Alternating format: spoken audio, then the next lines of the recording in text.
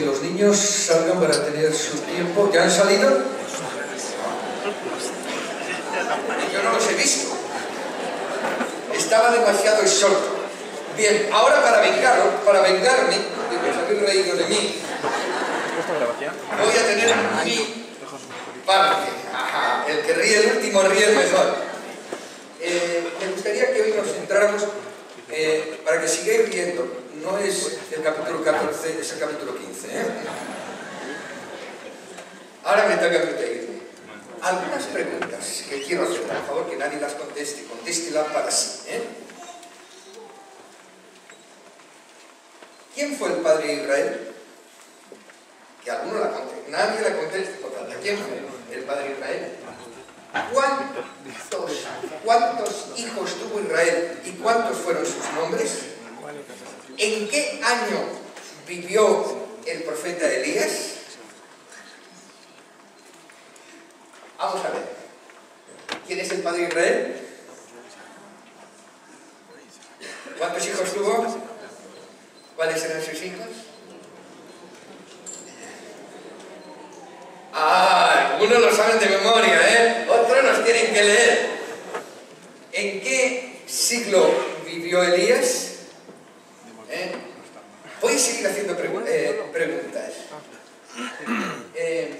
¿Cuántos viajes, como no lo sepáis, merecéis un tirón de orejas, ¿Cuántos viajes misioneros registra la Biblia que tuvo el apóstol Pablo? Los de mi padre. ¿Sobre qué año se escribió el Evangelio de Juan? ¿En qué región multiplicó Jesús los panes y los peces? Las respuestas. 3 viajes misioneros. He oído por aquí 4. Digo, alguno se ha pasado de viaje. Registra la Biblia 3, seguro.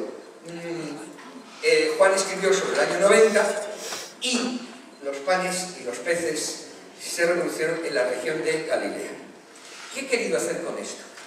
Yo no sé, y no voy a cometer la maldad mayor de preguntar cuántos de vosotros ha sido capaz de contestar las 6 preguntas. Pero mi convicción absoluta es que tenemos un profundo analfabetismo bíblico. Nos falta conocimiento de la palabra de Dios. Dejo esta pregunta. ¿Ahora no reís?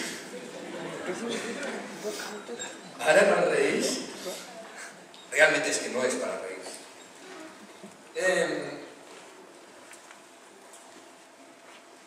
Hay una aseveración que yo creo que todos estaremos de acuerdo. Jesucristo es fundamental. Es más, la palabra de Dios te dice que no hay otro fundamento, no existe otro dado a los hombres en el cual nosotros podamos ser salvos. No existe otro. Eso quiere decir que Cristo es exclusivo y excluyente. No hay otro. No hay otra religión, no hay otra persona, no hay otro sistema. No hay otro en el cual nosotros podamos obtener la salvación. Ahora, el tema no es que Cristo sea fundamental. El tema es cuán fundamental Cristo es para mí. El propio Cristo Jesús nos exhorta a permanecer en Él. Permanecer es un tiempo verbal que quiere decir no estar un ratito, no llegar y irse, como hacemos con las visitas, sino llegar para quedarse. Permanecer es una acción continua que no tiene fin. Una vez que tú te acercas a Cristo, debes permanecer, mantenerte junto a Él. El propio Jesús lo dice con unas palabras que nos gustaría que no fueran tan claras. Habla de la vid. Si permanecéis en mí y yo en vosotros, la rama no puede dar fruto si está separada de la vid, así vosotros no podéis dar fruto si estáis separados de mí. Yo soy la vid, vosotros sois las ramas. El que permanece en mí y yo en él, este lleva mucho fruto. ¿Por qué? Porque separados de mí, por favor, nada podéis hacer. ¿Cuántas veces hemos dicho esto? ¿Cuántas veces hemos escuchado predicar sobre esto? ¿Cuántas veces he predicado sobre esto? Ahora, ¿somos conscientes de lo que le está diciendo Jesús? Separados de él. Separados de él. No está hablando de la iglesia, no está hablando de una denominación, no está hablando de una religión, no está hablando... Está hablando de él. Separados de mí, nada podemos hacer. Separados de mí. Si alguien, por si acaso nos queda alguna duda, sigue diciendo palabras muy duras, palabras que sinceramente a mí no me gustaría que estuvieran en la Biblia. Porque sigue diciendo, si alguien no permanece en mí, es echado fuera. La palabra echar significa violencia. No es tirar, no es dejar caer, que son palabras que tienen un sentido de más suavidad, de más delicadeza. Echar es agarrar, fuera. Fuera. Pero sigue añadiendo leña al fuego, y nunca mejor empleada la frase. Si alguien no permanece, es echado y se seca, y lo recogen, y le echan al fuego, y son quemados.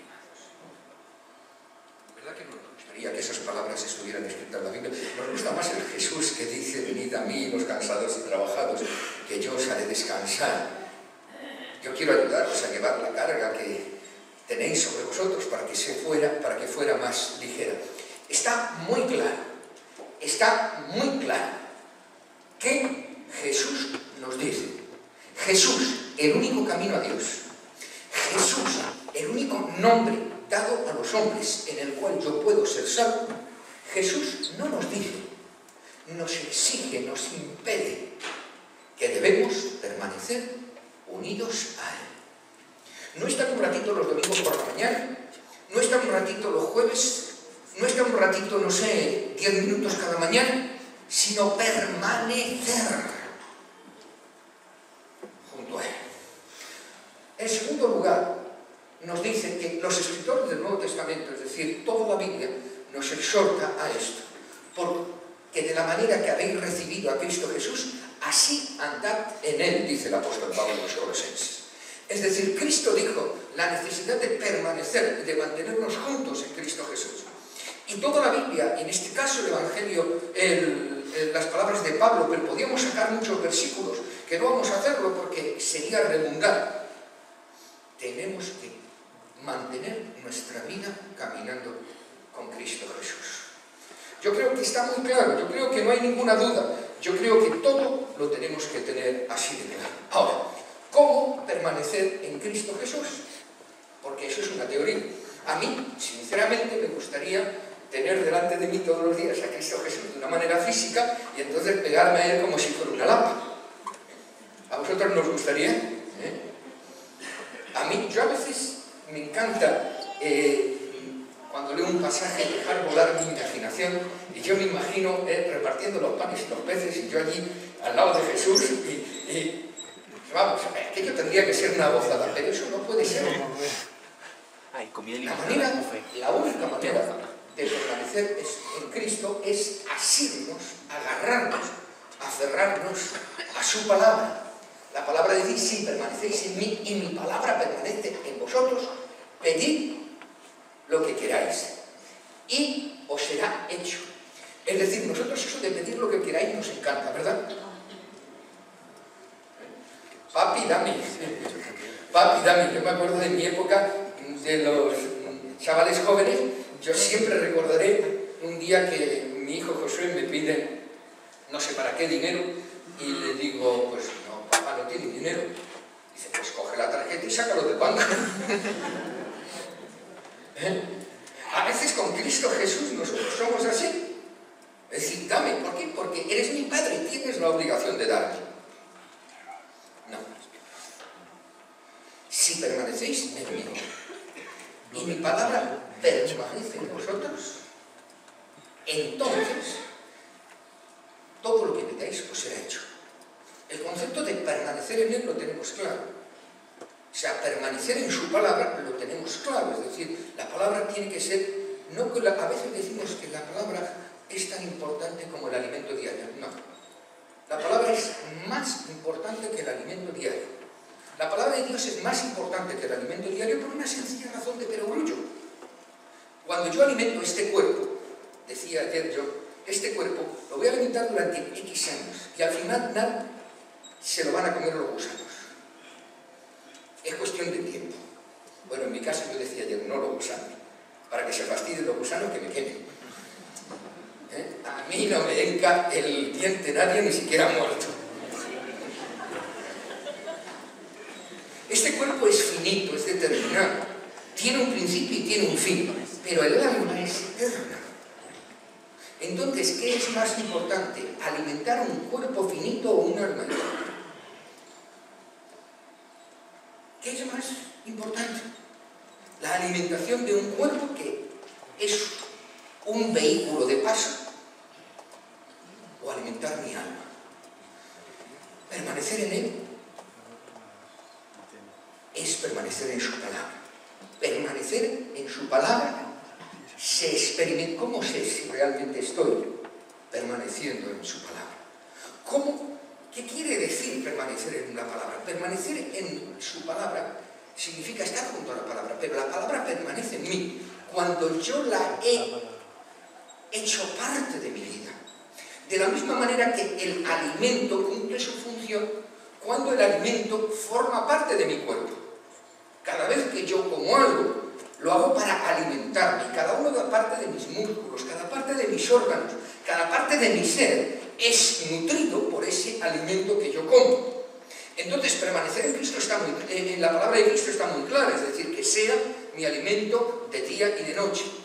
Pero su palabra permanece en mí cuando yo la he incorporado a mi manera de vivir. Porque hay muchas personas que conocen la Biblia, incluso a lo mejor han contestado afirmativamente esas 6 preguntas que yo he hecho, que alguna era un poquito más complicada, pero ninguna era excesivamente complicada. Pero no se trata solamente de conocer la palabra. Se trata de que la palabra se constituya, permanezca en mí, es decir, se constituya en la manera, en lo que guía, en lo que hace, en lo que me lleva a vivir cada día. Mi vida es nutrida, es guiada, es dirigida por la palabra de Dios. Y de la misma manera, y perdonar el ejemplo que es un poco vasto, si yo tengo una cierta descomposición y todo lo que como sale, no me alimento, no nutro mi cuerpo. De la misma manera, si la palabra no permanece en mí, es que tengo diarrea espiritual. Diarrea espiritual, lo que como sale. De la misma manera que como sale y mi espíritu no se nutre. ¿Qué cara ponéis? Pero es verdad. Es verdad. Y hay muchas personas que tienen diarrea espiritual. Hay muchas... No, pastor, sí, no le guste, pero es así. Que leen la palabra de Dios, pero no se edifican. Leen la palabra de Dios durante toda su vida, pero nunca llega a formar parte de ellos, a cambiar su manera de vivir, a cambiar su manera de pensar. Y no nos gustará el ejemplo, pero es verdad. ¿Y de qué sirve que conozcan de memoria la palabra de Dios si no ha cambiado ni un ápice de su existencia? Si permanecéis en mí y mi palabra permanece en vosotros, seréis entonces mis discípulos. Es condicional. El discípulo de Dios no es cualquiera. Dios llama a todos, pero cualquiera no llega a ser un discípulo. El llevar un chimichi aquí o una cruz allá, el asistir a un culto, el formar parte de una iglesia no te hace discípulo de Cristo. Te hace el socio del club de JC y sus muchachos, en el mejor de los casos. Pero no te hace discípulo de Cristo. Discípulo de Cristo es el que sigue a Cristo. Y seguir a Cristo es permanecer en su palabra, y que su palabra permanezca en nosotros, conformando, dirigiendo, dando sentido a nuestra vida. Ahora, ¿por qué nos dice Cristo esto?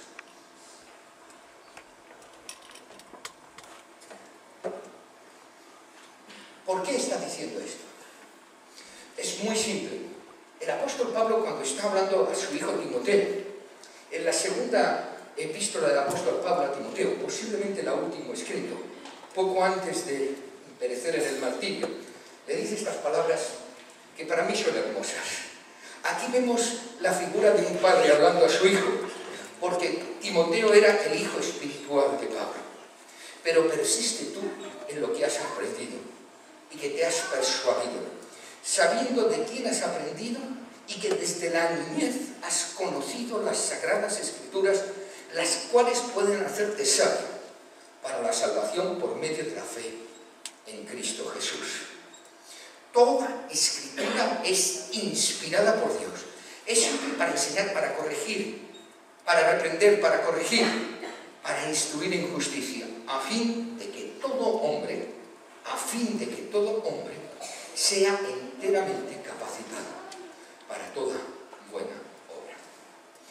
Permanecer en la palabra, lograr que la palabra de Dios permanezca en nosotros, lograr que la palabra de Dios no sea un libro bonito que leo todos los días, no sea un libro espiritual que me conmueve y me hace llorar de vez en cuando, no sea un libro que de vez en cuando me dice que tengo que cambiar, pero que nunca llego a hacerlo, para que realmente yo pueda decir que la palabra de Dios permanece en mí. Tengo que tener en cuenta estas características que tiene la palabra de Dios. En primer lugar, la palabra de Dios es inspirada por Dios.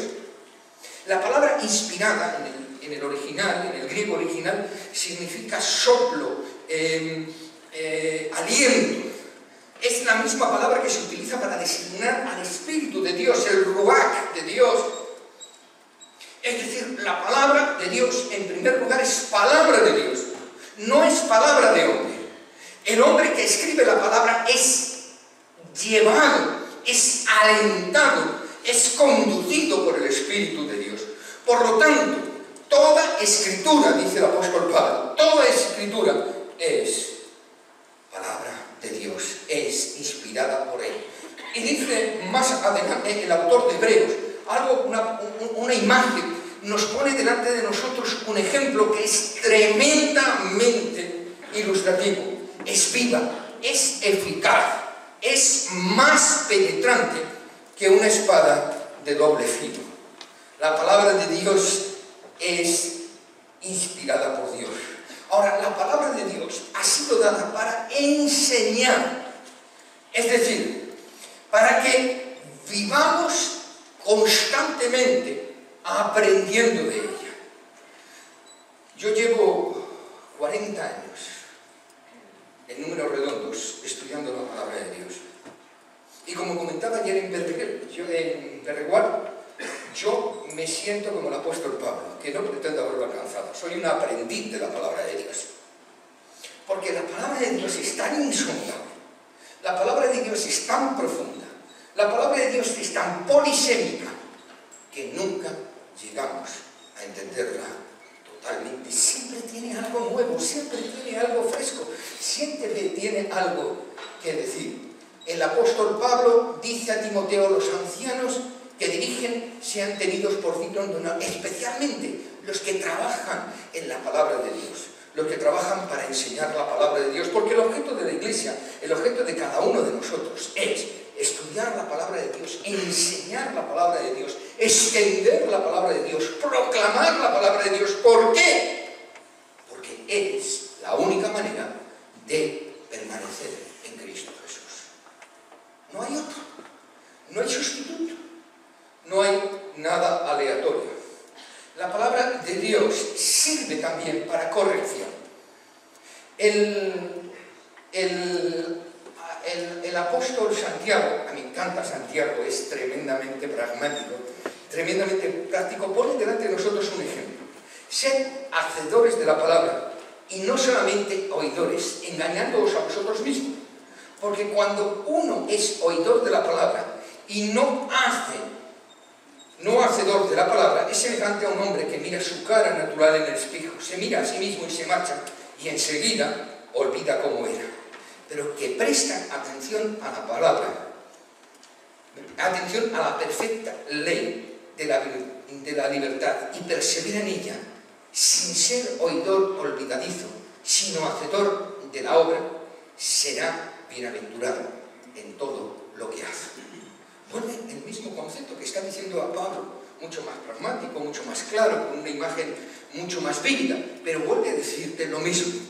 El que incorpora la palabra de Dios en su vida, el que hace de su vida un todo con la palabra de Dios, de tal manera de lo que hace, lo que piensa y lo que siente, nace directamente de la palabra de Dios, todo lo que hace prosperará. Todo lo que pide le será hecho.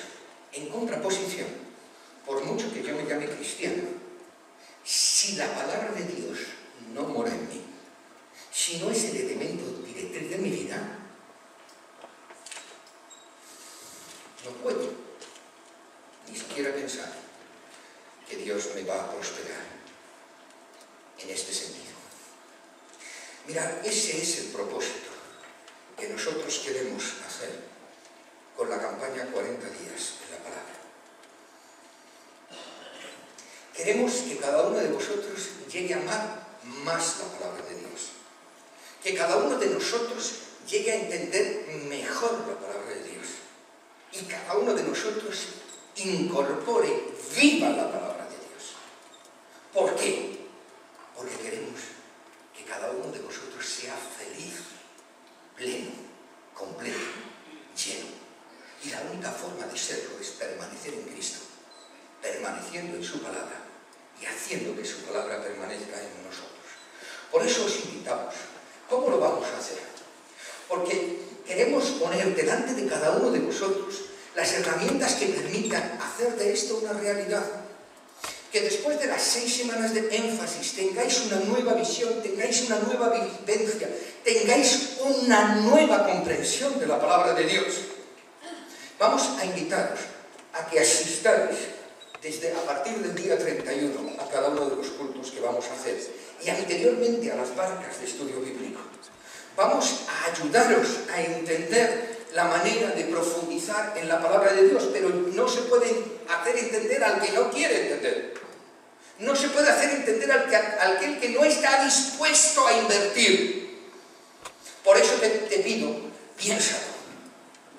¿Realmente necesitas tener una nueva relación con la palabra de Dios? Eso no me cabe duda. Lo que me cabe duda es si tú eres consciente, percibes esa necesidad. Y mi oración es esa: Señor, abre nuestros ojos. Abre nuestros ojos de manera que seamos capaces de percibir esa profunda necesidad que tenemos de tener más presente, más vivo, más conocimiento, más amor de la palabra de Dios, para que sea más elemento director en nuestras vidas. Empezaremos a las 10 de la mañana. Tendremos un estudio de la palabra de Dios. Después, en el culto, seguiremos profundizando en ese estudio. Y los jueves, daremos tiempo para que tú puedas expresar lo que has experimentado durante la semana, aplicando ese estudio de la palabra de Dios. Y además, cada barca va a ser invitada a vivir la palabra de Dios a través de desarrollar un proyecto comunitario. Proyectos comunitarios que van dirigidos fundamentalmente a la sociedad, para bendecir a aquella sociedad a la cual Dios nos ha puesto delante. Proyectos comunitarios que son muy diferentes. Por ejemplo, estamos orando y preparando desayunos para niños que se van sin nada en sus estómagos al colegio. Ya sabéis que tenemos un comedor social, pero damos una comida al día. Pero hay niños que nos han dicho, los directores de los colegios, que van en ayunas al colegio. Bueno, yo creo que una buena manera de mostrar al mundo el amor de Dios es no permitiendo eso. Queremos preparar desayunos y un bocadillo para los niños que no tienen esa disponibilidad en sus familias. Queremos hacer visitas a hogares ancianos, a hospital, al centro de niños. Queremos presentar una exposición y mostrar al pueblo lo que es la palabra de Dios.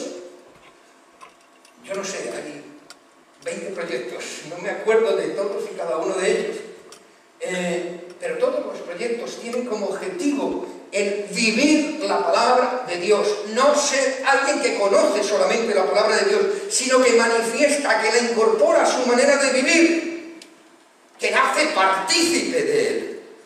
La iglesia no es un sitio donde se viene a orar o a rezar y a escuchar. La iglesia es un lugar donde se entrena a la gente para mostrar el amor de Dios al mundo. Porque si no, hemos fracasado en nuestro intento. La iglesia no es un sitio para que nos sintamos bien, felices, nuestro corazón se quede tranquilito y salgamos hoy, qué bueno soy. No me beso porque no me llego. La iglesia es la comunión de los hijos de Dios, que tratan de hacer la obra de Dios, de expresar el amor de Dios, de hacerlo con convicción, con firmeza. ¿Por qué? ¿Por qué es nuestra obligación? No, porque nos alimentamos de la palabra de Dios, y la palabra de Dios nos enseña a vivir de esa manera. Hermanos, me gustaría dejar este desafío en cada uno de vosotros. Me gustaría que entendiéramos esto, que entendiéramos simplemente que el fin del conocimiento de las Escrituras no es saber más, aunque saber es importante. El fin del conocimiento de la palabra de Dios es estar equipado para toda buena obra, estar capacitado para que la palabra de Dios viva, gobierne, dirija nuestra vida. Por el amor de Dios, te invito a que participes con nosotros. Te invito a que te incorpores en la barca. Te invito a que dejes de pasar y decidas comprometerte, no con la iglesia, que también, sino sobre todo con el Señor. Y sobre todo con su palabra, porque ella es la que día a día no solamente va a cambiar tu vida, sino que le va a dar sentido, le va a dar dirección y va a bendecir a la ciudad que Dios ha puesto delante de nosotros. Dios no va a mandar ángeles para bendecir a la ciudad. Dios quiere que tú seas su ángel, su enviado, para que en su nombre bendigas la ciudad. Es un reto maravilloso, es un desafío tremendo. Por el amor de Dios, aceptémonos, unámonos, porque es lo que Dios espera de nosotros. Oremos.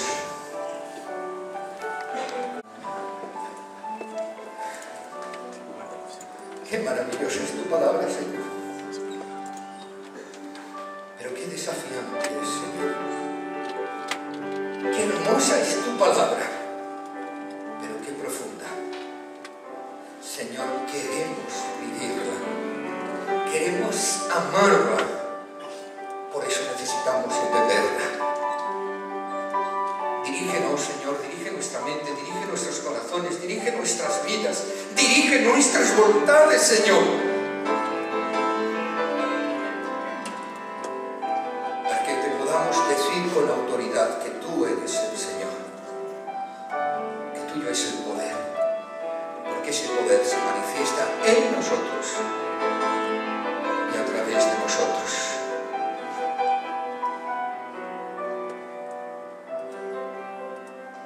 Señor, obra en nosotros. Lo necesitamos y lo pedimos en el nombre de nuestro Señor Jesucristo. Amén. Recuerda, oración, petición. Si el Señor ha desafiado tu corazón, si has tomado una decisión, si necesitas apoyo, estamos allí. Queremos orar por ti.